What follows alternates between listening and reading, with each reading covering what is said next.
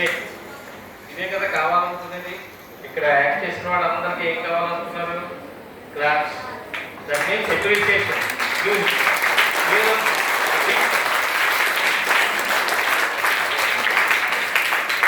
Thank you. Remarks కాదు, analysis అంటారు. అంటే మనం చేసింది ఇక్కడ ఎలా ఉంది అని ఒకసారి చెప్పుకుందాం. నెక్స్ట్ టైం బెటర్ లక్ అంటూ ఉంటాం కదా, అట్లా అందరూ బాగా చేశారు ఫస్ట్ ఆఫ్ ఆల్. సో ఆ చేసిన వాళ్ళందరికీ, ఇక్కడ ఉన్న వాళ్ళందరూ ఇంకొకసారి చప్పట్ల వాళ్ళకి థ్యాంక్ యూ. ఎప్పుడైనా ఏదైనా మనం చెయ్యలేని పని అవతల వాడు చేస్తే వెంటనే అప్రిషియేట్ చేయాలి. చేసేయాలే, మేము చేస్తాం అంటాం, కింద నుండి చాలా చెప్తాం, స్టేజ్ ఎక్కిన తర్వాతే మనకి వణుకు పుడుతుంది కదా. అంటే ఫస్ట్ ఆఫ్ ఆల్ మనకి స్టేజ్ ఫియర్ అనేది ఉంటుంది. దాన్ని తొలగించుకోవడానికే మనం ఇక్కడ ఇటువంటి థియేటర్ లేదా రోల్ ప్లే లేదా డ్రామా లేకపోతే యాక్టింగ్ వాటెవర్ వాటిలో మనం పార్టిసిపేట్ చేస్తూ ఉంటాం. ముఖ్యంగా మనకి స్టేజ్ ఫియర్ దగ్గర ఈరోజు రిమార్క్ ఇవ్వడానికి పలానా వాళ్ళు కంగారు పడ్డారు అని చెప్పడానికి అసలు ఏదీ లేదు. సో వాళ్ళకు ఒక చప్పట్లు. Thank you. నెక్స్ట్ మీరందరూ కూడా అబ్జర్వ్ చేశారు, నేను అబ్జర్వ్ చేసినట్టే. యాక్చువల్గా మేము ఏదో జడ్జిమెంట్ చేయకుండా మీరే చేసేస్తూ ఉంటారు. ఫన్నీ థింగ్స్ జరిగాయి కదా కొన్ని, ఆ ఫన్నీ థింగ్స్ని మీరు కూడా ఎంజాయ్ చేశారు. యాక్చువల్గా జరగాలని అనుకోరు, అక్కడికి వచ్చేసరికి ఏదైనా ఆ పైన ఉన్న కిరీటం ఏదో జారిపోవచ్చు, మన చేతిలో ఉన్న కర్ర విరిగిపోవచ్చు, తెచ్చుకున్నటువంటి ప్రాపర్టీ బదలైపోవచ్చు కదా. రకరకాలు ఏమైనా జరగచ్చు. ఏం జరిగినా సరే మన పర్ఫార్మెన్స్ని ఆపకూడదు. అక్కడ మనం ఎప్పుడైతే అది కంగారు పడకుండా చేయగలిగామో వాళ్ళందరూ నవ్వుకుంటారు. అని భలే చేశారు వీళ్ళు, మన మన నవ్వులాంటిని వీటిని దృష్టిలో పెట్టుకోకుండా వాళ్ళు they have concentrated only on their performance అని అనుకోవాలి ప్రేక్షకులు. అలా చేశారు.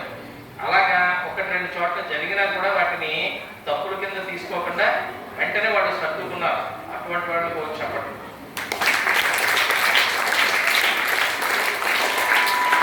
Thank you. Next property usage అంటాం. మీరు రాత్రంతా కష్టపడి లేదా 1 or 2 days కష్టపడి మన సెలవులన్నీ కూడా ఈ ప్రాపర్టీస్ కోసమే మీరు వెచ్చించుంటారు మీ టైంని కదా. అంత కష్టపడి ప్రాపర్టీని తీసుకొచ్చుకున్నారు. మెయిన్ ఏంటంటే ఇటువంటి చోట్ల మనం మొత్తం పౌరాణిక డ్రామాస్ అనుకోండి, హిస్టారికల్ అనుకోండి, న్యాచురల్గా కొంచెం అన్ని గెటప్స్ సరిగ్గా ఉండాలి అని అనుకుంటాం. ఇక్కడ రోల్ ప్లే అనేది ఎప్పుడైతే వచ్చిందో అక్కడికి వచ్చేసరికి కొన్ని లిమిటేషన్స్ ఉండవు. అంటే ఏంటన్నమాట, మనం ఎట్లాగైనా చేయొచ్చు. పర్ఫార్మెన్స్ అనేదే అక్కడ ది బెస్ట్గా పరిగణిస్తారు. మనం ఎంత బాగా పర్ఫామ్ చేసాం. అంతేగాని జీన్స్ ప్యాంట్ వేసుకొచ్చి మహారాజు వచ్చేటంటే ఇంకెవరైనా జీన్స్ ప్యాంట్ వేసుకొచ్చారా అప్పట్లో, లేకపోతే తెనాలి రామలింగుడు మామూలుగా ఇంకో డ్రెస్లో వచ్చారా? కాదక్కడ మనం చూడాల్సింది ఏంటి, యాక్టింగ్ స్కిల్స్ని చూడాలి, అలాగే లాంగ్వేజ్ స్కిల్స్ని చూడాలి, అలాగే డైలాగ్ ఎట్లా చెప్తున్నారో చూడాలి ఏమండి, అలాగే విజువలైజేషన్ వాళ్ళు అక్కడ ఎంత బాగా మనల్ని ఇంప్రెస్ చేసే విధంగా ఉన్న ప్రాపర్టీస్ తోటే, అంటే మినిమం ప్రాపర్టీస్ లేదా లిమిటెడ్ ప్రాపర్టీస్తో వాళ్ళు మనల్ని మనం చప్పట్లు కొట్టగలిగేలాగా ప్రేక్షకులు అది ఆస్వాదించేలా చేయగలిగారంటే అది ది బెస్ట్ వన్ అవుతుంది కదా. అలా చేశారు. అలా చేసిన ప్రాపర్టీ యూజ్ చేసి చాలా బాగా చేసిన వాళ్ళందరికీ కూడా చిన్న చప్పట్లు. Thank you. తర్వాత మనం ఎప్పుడైనా సరే మైక్ సెన్స్ అనేది ఒకటి ఉంటుంది. ఆ మైక్ని ఎట్లా ఉపయోగించాలి, అది ఏదో ఒకే రోజున వచ్చేది. మేము కొన్ని 100 ప్రోగ్రామ్స్లో పార్టిసిపేట్ చేసిన తర్వాత వస్తుంది. అప్పటికి కూడా అక్కడ ఉన్న వాళ్ళకి ఏమైనా కోపం వస్తే మా మీద సౌండ్ పెంచుతుంది, పెంచే వస్తుంది కదా. అలాగే కాదు సరదాగా. సో ఒక్కొక్కసారి ఎంత బాగా అక్కడ మిక్స్ చేసి మనల్ని అది మినిమైజ్ చేసి చేద్దాం అనుకున్నా ఇక్కడ మనం పట్టుకునే విధానంలో తేడా ఉంటే ఆ పక్కన పక్కన ఎక్కడైనా బాక్స్ దగ్గర పెట్టినా అక్కడ రీసౌండ్ వస్తుంది కదా. ఇవన్నీ ఎప్పుడు తెలుస్తాయి? ఒకే రోజు తెలుసుకోవన్నీ. అది బై ప్రాక్టీస్ అన్నమాట కదా. కొన్ని సార్లు ప్రదర్శించిన తర్వాత ఓహో ఈ లోపం ఉంది, మనం ఇది సరిదిద్దుకోవాలి అని మీకు అనిపిస్తుంది. సో అట్లాగే ఇక్కడ అలాగా మైక్ సెన్స్ బాగా ఉపయోగించిన వాళ్ళు యాంకర్స్ ఇందులో క్యారెక్టర్ చేస్తూ యాంకరింగ్ చేశారు చాలా మంది. దట్టు అంటే నేను అప్రిషియేట్ చేశాను కదా అని వాళ్ళకి ఇందులో ప్రైజ్ రావచ్చు రాకపోవచ్చు, కానీ అందరూ బాగా చేశారు. ఇప్పుడు ఆ వైట్ డ్రెస్ అమ్మాయి అమ్మా stand up she did a very good job. అలాగా ఇంకా ఉన్నారు, ఒక్కొక్కడు వస్తారు ప్రైజ్ ఇచ్చారు. అట్లాగే ఇంకా ఫస్ట్ కూర్చుంది థర్డ్ వన్. వాళ్ళకి మైక్ ఇంక పట్టుకోవాలనేది లేకుండా కదా మంచి సెటప్ చేశారు అక్కడ మనకి ఆర్గనైజ్ చేసిన ఆవిడ కూడా చాలా బాగా చేశారు. అలాగే మగపిల్లల్లో చాలా మంది ఉన్నారు, అందరూ కూడా బాగా చేశారు చేసిన వాళ్ళు.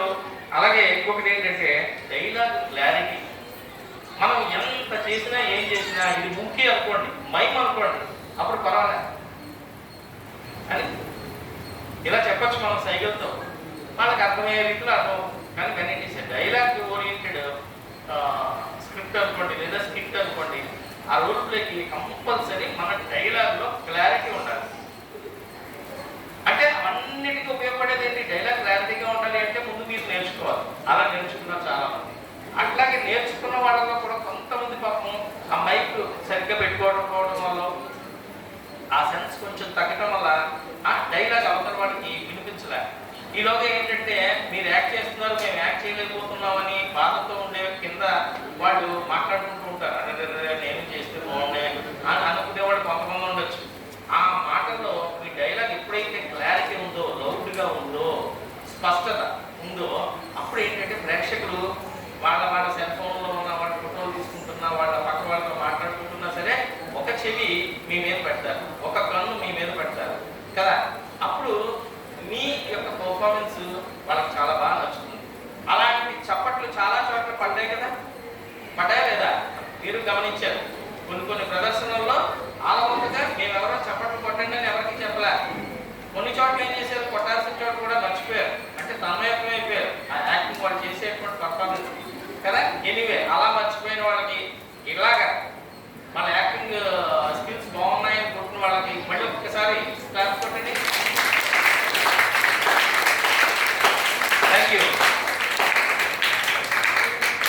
మనం సాధారణంగా మన క్యారెక్టరే ఎలివేట్ అవ్వాలి, నేను ఒక్కడనే సినిమాలో ఎలివేట్ అవ్వాలి, నేను ఒక్కడనే డ్రామాలో ఎలివేట్ అవ్వాలి అనేటువంటి స్వార్థం ఫస్ట్ ఉండకూడదు. అయితే మీకు తెలిసి చెయ్యరు, తెలియకుండానే ఏం చేస్తారు, అక్కడ గౌతమ బుద్ధుడు ఉన్నాడు, నేను గౌతమ బుద్ధుడిని చూద్దామని ఇంక ఈ పక్క నుంచి ఆ పక్కకి వెళ్ళిపోవాలి. అదే ఆయన ఉన్న బోధి వృక్షం దగ్గరికి వెళ్ళిపోదాం అనుకున్నాను. ఎందుకని